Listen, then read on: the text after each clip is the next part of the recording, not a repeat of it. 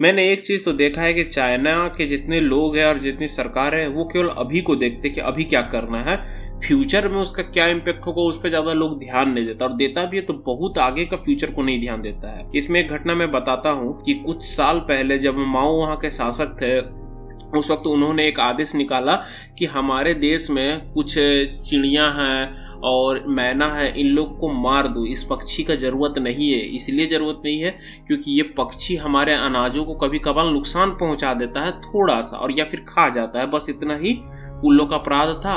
और वहाँ पे चाइना में ये मूवमेंट बन गया कि लोग चिड़िया को मार के उसका माला बना के पहनने लगे।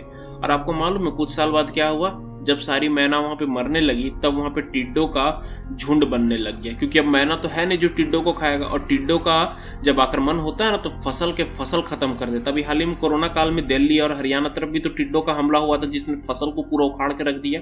इसके चक्कर में चाइना बहुत भयानक भूखमरी में चल गया था।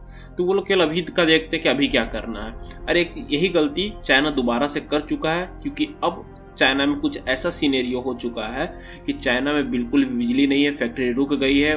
चाइना के सरकार ने बोल दिया कि घर में जो हीटर से पानी गर्म करते हैं वो करना बंद कर दीजिए। वहाँ पे बड़े बड़े बिल्डिंग का लिफ्ट बंद हो चुका है। स्ट्रीट में कार का लाइट तो है पर स्ट्रीट का लाइट बिल्कुल भी नहीं है।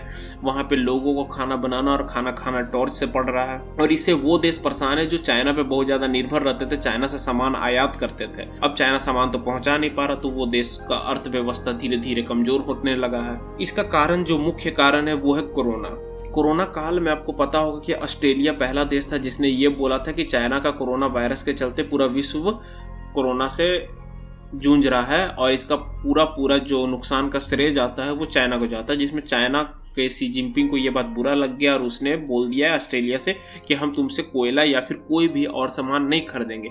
इसका घाटा क्या हुआ चाइना को कि चाइना 70% अपना जो बिजली बनाता था वो कोयला से बनाता था।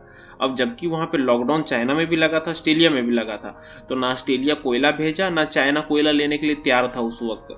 और उस वक्त जबकि फैक्ट्रीज भी बंद थी तो कोयला तो नहीं आया फैक्ट्रीज तक, लेकिन फैक्ट्री से कोई खबर देने वाला भी नहीं था शी जिनपिंग को कि अरे कोयला नहीं मंगाइएगा तो बिजली कहाँ से बनेगा।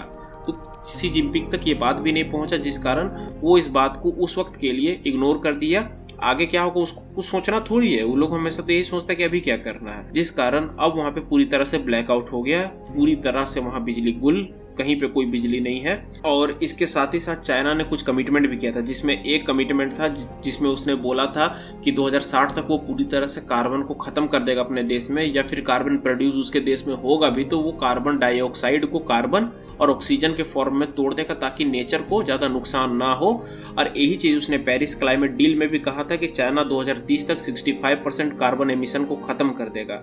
खैर उसके बोलने पे तो दुनिया मानती है कि चलो वो उसका इरादा अच्छा था कि कार्बन को वो ख़त्म कर देगा, पर भाई अपना देश में ब्लैकआउट करके कौन से कार्बन ख़त्म करता है। अब उसके पास रास्ता ये है कि वो कोयला को रसिया से मंगाए, मंगोलिया से मंगाए, ऑस्ट्रेलिया से मंगाए, कहीं से भी मंगाए, पर पहले चाइना उन लोग को ऑर्डर देगा, ऑर्डर के बाद वो लोग उसको प्रोसेस करेगा, चाइना का समुद्री रास्ता से पहुंचाएगा, चाइना पहुंचेगा, वहाँ बिजली बनेगा, फिर ना लोगों के घर में पहुंचेगा, तब तक टेंशन में रहो। एप्पल कंपनी का क्या कहना है कि वो चाइना में अभी अपना आईफोन प्रोड्यूस नहीं कर पा रही, तो चाइनीज सरकार का उसको कहना है कि नहीं कर पा रही है तो चुपचाप से बैठो, नहीं तो गोली मार के भगा देंगे। मुझे जहां तक लग रहा है कि चाइना के इसमें एक और मास्टर प्लान हो सकता है कि चाइना चाहता है दुनिया को ये दिखाना कि अगर उसको कुछ हुआ तो दुनिया को क्या नुकसान भुगतना पड़ सकता है, मुझे ऐसा लगता है। वैसे आपका इसका क्या विचार है, आप मुझे कमेंट सेक्शन में बताइए।